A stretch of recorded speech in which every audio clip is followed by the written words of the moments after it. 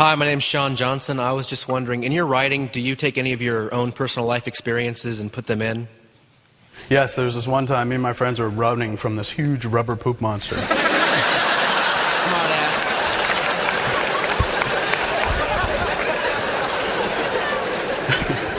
And then we tried to sneak into Miramax Studios, you know. Fell onto the set of Good Will Hunting too. No, generally not. Not really, because real life tends to be very boring, right? Which is why the dialogue in the movies that I write tends to be the way it is, because people say, oh, it sounds like you write down the conversations of your friends. It just sounds very natural. And not at all, because the conversations I have with my friends are probably very similar to the conversations you have with your friends, which is just like, what did you do last night? Got laid. Awesome. You know, one word, really monosyllabic caveman type talk. But the writer I've read somewhere in a book, the writer crafts the ideal world, their ideal world. In my ideal world, everyone has really long conversations about interesting shit, or just picks apart pop culture to death. And everyone talks in monologues. No, generally not. I mean, there are definitely instances of real life, and like I did work at Quick Stop and RST, and that's about where it stops. There were people that would check the date of the milk, but not, you know, like the lady in the movie, who was my mom, incidentally. And there were people did check the eggs at the counter, something that always bugged me. Bring eggs up to the counter and check them in front of you, as if I'm sitting in the back with a little hammer, like I'll break one and they'll never know. But then you tend to take that shit and kind of blow it out of proportion. That makes it interesting. Because Chasing Amy, if I wrote about real life, Chasing Amy would be all about the fact that I couldn't stand that my girlfriend at the time went to Bali when she was younger and I didn't. Not a very interesting movie. Yeah. So I'm like, well, maybe, you know, her boyfriend suggests they should sleep, you know, with his best friend, and that kind of makes it more interesting. Because shit like that doesn't happen to me in real life.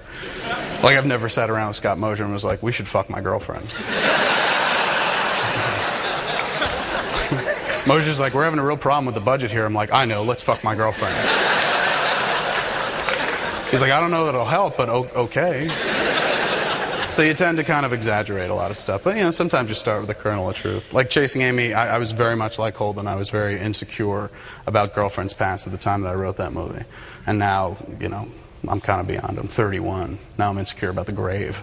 You know, I don't care who fucked who. I just don't want to die. All right, thank you. Thanks, man. It seems to me like comedy in general, and especially your kind of witty satire, often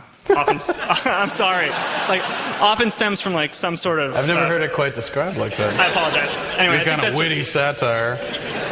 You're bullshit. Go ahead. So comedy in general seems to me like it stems from a certain level of frustration in life, and I was wondering if, first of all, if that's true for you, and perhaps if there's a specific area of your life where you were especially frustrated as a child, or when you were younger, I mean. Like you talk about, yeah, you know, this is for all the girls who said my dick was small or something. Like, yes. Is there some area of life that was particularly frustrating and that bleeds into... Take a fucking guess, dude.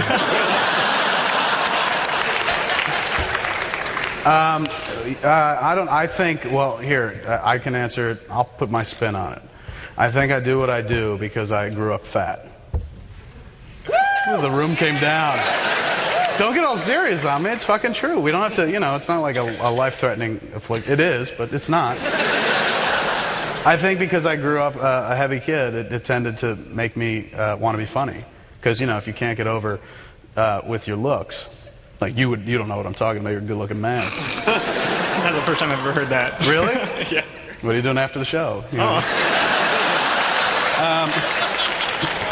If you can't get over like that, and I'm not just talking about getting over on girls, I'm just talking about, like, people generally want to hang out with a certain aesthetic type, people that look quote-unquote normal. When you don't look normal, you tend to be castigated, kind of like, well, that kid's fat, yipes, that kind of thing. So if you have something else going for you, they tend to overlook your physical flaws. That's my theory. That's what I've found in life. So, from you fucking thin people. But, so I think it came from there. I think my comedy comes from that. Okay. Thank you very much. Thanks for bringing up really painful fucking memories.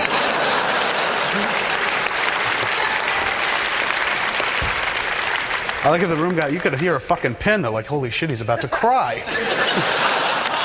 Go ahead. Hi, I'm Ben Van Vactor. I'm just curious, what do your parents feel about your films?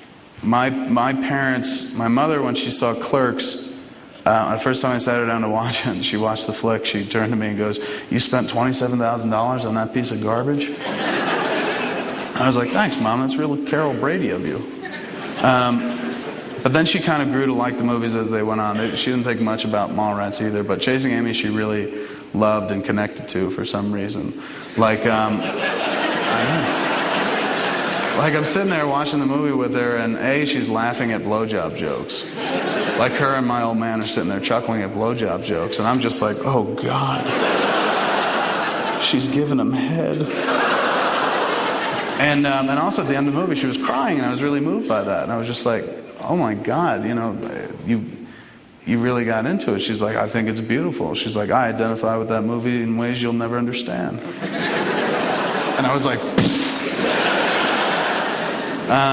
so they've caught on. She really liked Dogma because she's a lifelong Catholic, and it addressed a lot of issues that she has as well, but would never voice for fear of going straight to hell, which she maintains was where I'm going.